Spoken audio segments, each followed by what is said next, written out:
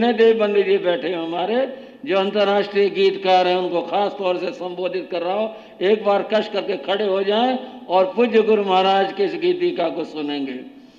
कहे देव के सुन मेरा जाया, नयन नीर भर लाए, मुझे छोड़ कर और मायड़ी, मुझे छोड़ कर और मायड़ी, मत कर जो भाई।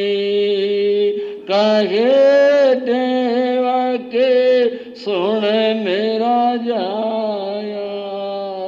देवकी ने कहा, मेरे बेटे मेरी बात सुनो, वो यहाँ है, मुझे छोड़कर और मायड़ी माता। अब तू जा रहा है, साधु बन रहा है, बस इन पल तक मैं तेरी माँ हूं, फिर तो तेरे लिए सारी ही माताएं हैं और कोई भी तेरी माता नहीं है। पर ऐसा काम करना फिर और किसी माँ को रोना ना पड़े। क्या मतलब? आज तुझे पता नहीं मुझे कितनी पीड़ा है, तू साधु बन रहा है, तो हमें छोड़ करके जा रहा है, लेकिन साधना करना पूरी करना। ऐसा ना हो साधना कम रह जाए और फिर अगले जन्म में फिर तो कहे मैं साधु बनूंगा और फिर किसी माँ को रोना पड़े। ऐसा काम मत करना, काम करे पूरा करना, इसी जन्म में साधना पूरी करना। माँ मैं यही कोशिश करूंगा, मैं इसी जन्म में अपनी साधना पूरी करूं और किसी को माँ बनाना न पड़े, मैं ऐसी कोशिश करूंगा। ठीक है बेटा, आशीर्वाद। और उसने कपड़े हटा करके साधु बाना धारण कर लिया। अभी जो राजकुमार के वेश में था, मुनि वेश में, गसुकुमार मुनि वेश में आ गए, भगवान के आगे आके खड़े हो गए और भगवान ने उन्हें जो साधु का पाठ होता वो पढ़ाया। और यूं गसुकुमार अब मुनि गसुकुमार हो गए। और फिर प्रेम से बोलोगे, भगवान हरिष्ण मीनाथ के, गसुकुमार मुनि के। चारों ओर जयकार थी। कितने मन भरे हुए थे, कितने मन आह्लाद में थे, कितने ज्ञान में भी थे। अरे भाई वैराग्य तो ऐसा हो, दुख मानने की क्या बात है, ये तो बहुत बड़ी बात है। ऐसे भी थे, बहुत लोग मोह से ग्रसित थे, वो रो रहे थे।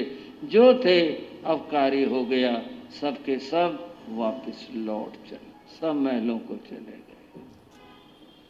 गसुकुमार दीक्षा ले ली, भगवान के पास बैठे देख रहे हैं सब साधुओं का आचार क्या करते हैं, साधु जो कर रहे हैं उस पर ध्यान दे रहे हैं, समझने की कोशिश कर रहे हैं। दिन का चौथा पहर आया। बंधुओं,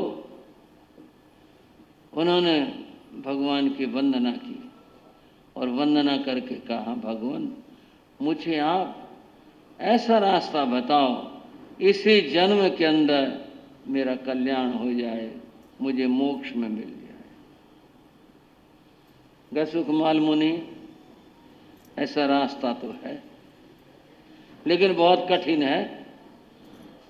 कोई बात नहीं, मुझे कठिनाई की परवाह नहीं है, चिंता नहीं है, बस मुझे इसी बात की चिंता कि मेरा ये कार्य इसी जन्म में हो जाए। हो जाएगा, लेकिन अगर तुम्हारे अंदर सामर्थ्य हो, शक्ति हो तो देखो, मैं तैयार हूं। अगर कोई साधु शमशान में जा करके और वह साधु की जो अंतिम प्रतिमा होती है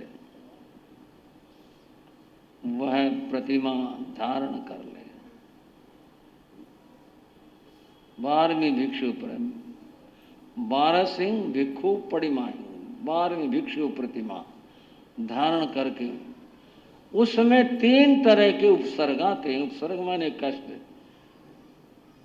त्रियंचकृत, कोई भी त्रिंच प्राणी आक्रमण कर सकता है, कोई मनुष्य आक्रमण कर सकता है, कोई देवता भी कर सकता है। इन सारी परिस्थितियों में जो अचल अडोल रहे और संभाव में रहे, संभाव में इतनी कर्म निर्जरा होगी कि वह उसी रात में केवल ज्ञान पाले या अवधि या मन पर्याय कोई विशिष्ट उपलब्धि को प्राप्त करेगा अगर ऐसा कर ले। मैं ऐसा ही प्रयत्न करूंगा, मुझे उसकी विधि बता दो। विधि बताई, शमशान में जाकर के प्रतिमा ये ध्यान किया जाता। भगवान आज की रात में वहीं जा करके और अपने साधना करूंगा, भगवान की वंदना करके। वह क्या कहूं उसे, मुक्ति का दीवाना, वो ऐसा दिव्य आत्मा, ऐसी भव्य आत्मा भगवान की वंदना का और मृत्यु की परवाह न करते हुए, कोई चिंता न करते हुए करेंगे और सामना डट कर करेंगे, साधना करेंगे, परम साधना करेंगे। द्वारिका से दूर आगे चले गए। महाकाल नाम का एक शमशान था जो 12 उसके अंदर फैला हुआ था और जहाँ चिताएं जलती रहती थी। इतनी बड़ी नगरी, लोग जहाँ भी संस्कार के लिए आते थे यहाँ पर, वहाँ पर पहुँचे, देखा उस समय सन्नाटा था, चारों ओर सन्नाटा था। बंधुओं, उस सन्नाटे के अंदर उन्होंने एक एकांत स्थान देखा जो प्राण सुख था, साधु के लिए ध्यान करने के योग्य था। वो स्थान देखा, प्रतिलेखना करके वहाँ खड़े हो गए, प्रभु को वंदना की और कहा, भंते आपके साक्ष्य से मैं अपने शरीर का मोह छोड़ता हूँ और मैं मन वचन काया से मैं उस ध्यान को स्वीकार करता हूँ जिसमें आत्मा का रमण हो। ऐसा कहकर किसी भी उपसर्ग से मैं अपने आप को दूर करता हूँ, विचलित नहीं बनूंगा, ऐसा कहकर सोचकर और ध्यान में खड़े हो गए। वे ध्यान में खड़े हुए थे। अब शाम हो चली थी, दिन ढल गया था, सूर्य छिपा नहीं था, छिपने का समय आ गया था सूर्य का। उस समय एक व्यक्ति वहां पर आया जो शमशान के बराबर से जा रहा था। यह व्यक्ति और कोई नहीं, सुमिल जिसका जिक्र किया था, जिसकी कन्या का भी जिक्र आया था, वो था।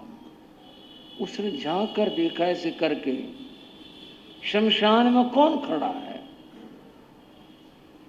अब उसे मालूम तो हो ही गया था, पता चल गया था, द्वारिका के सब लोगों को पता था।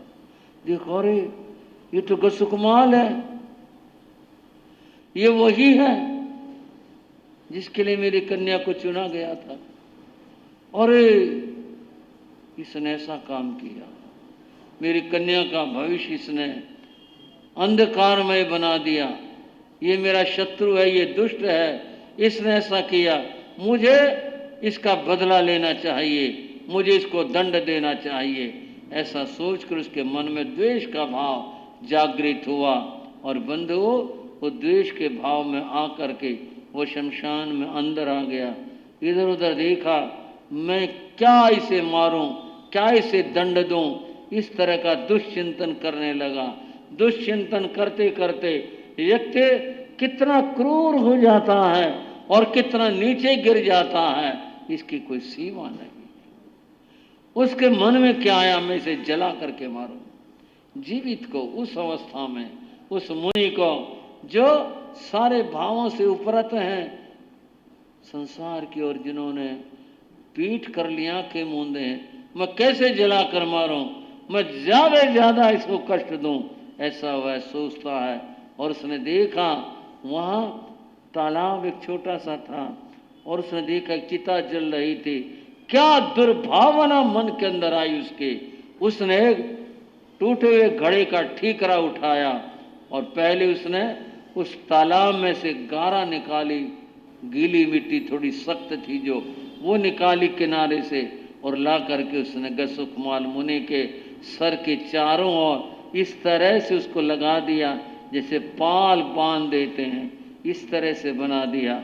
और बना करके ठीकरे में उसने जलती हुई चिता में से जलते हुए अंगार निकाले, लाल लाल दहकते हुए अंगार, वो उन्हें लाया और बड़े क्रूर भावों और क्रूरता के साथ मुनि के सर के ऊपर डाल दिया। और इसलिए ये जलेगा, ये दौड़ेगा, भागेगा, चीखेगा, चिल्लाएगा और मैं इसके साथ फिर और कुछ करूंगा।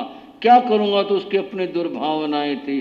वो ये सोच रहा था ऐसा सोच करके बंधो उसने सर पर अंगारे डाल दिए। अग्नि सबसे तीखा शस्त्र है। कोई तलवार, कोई छुरा, कोई चीज अग्नि के समान तीखा नहीं होता। अग्नि का स्पर्श मात्र ही महावेदना कारक होता है। और आप थोड़ी सी कल्पना करके देखो, केशों का लुंचन हुआ और सर के ऊपर इस तरह से अंगारे डाल दिए गए, किस तरह से उनका सिर जला होगा और कितनी भारी वेदना उस समय उनको हुई होगी। ऐसी उपमा दी गई जैसे खिचड़ी पकाते हुए वो खदबद कुछ ऐसा करती है, ऐसे ही उनका सिर जलने लगा। लेकिन ये शरीर मेरा नहीं है, मैं शरीर का नहीं हूँ। ये जो जल रहा है ये सब पर है, आत्मा जलती नहीं है, आत्मा मरती नहीं है, आत्मा अजर अमर अविनाशी है। ये सब कुछ बाहर है, अग्नि भी पर है, शरीर भी पर है, मैं स्वयं आत्मा हूँ, आत्मा नहीं जलती। इन भावों से वो स्थिर और खड़े रहे। सोमिल ने देखा अब ये क्या होगा, वो कुछ भयभीत सा हुआ और वो वहाँ से निकल करके भाग गया और फिर आगे जाकर वो अपने घर की ओर दौड़ गया। उनका शरीर उस अग्नि के महायोग से अब जलने लग रहा था, लेकिन वो परम शांत थे। ये बंधुओं, कहना बड़ा आसान है, सुनना भी आसान है। अग्नि का स्पर्श शरीर को कहीं हो और आदमी शांत रह जाए और वो शांत खड़े रहे, हम क्या कह सकते हैं। उनकी साधना की ऊंचाइयों को केवल हाथ ही जोड़ सकते हैं। और इतना ही, धन धन गज सुख माल तुमको लाखों प्रणाम, तुमको लाखों। जरा बोलोगे गाजियाबाद वालों मिलकर के, भाई बहन देख मैं भी सब रहा हूँ, सब के सब बड़ी भावना के साथ बोलेंगे। धन धन गज सुख माल तुमको लाखों प्रणाम, तुमको मात देवकी लाल तुमको लाखों प्रणाम, तुमको लाखों। मात देवकी लाल तुमको लाखों प्रणाम, तुमको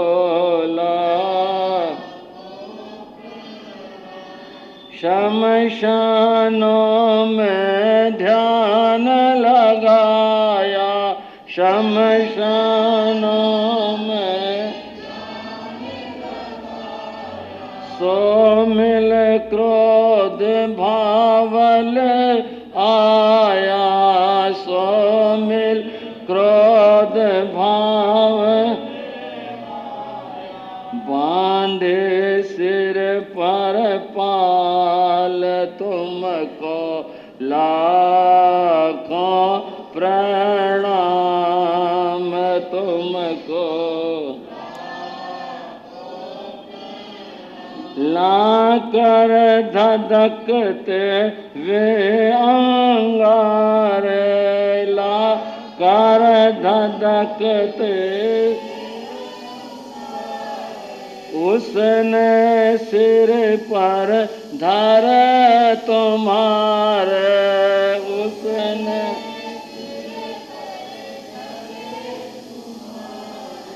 किंतु क्षमा क्षमा ले तुमको लाखों प्रणाम, तुम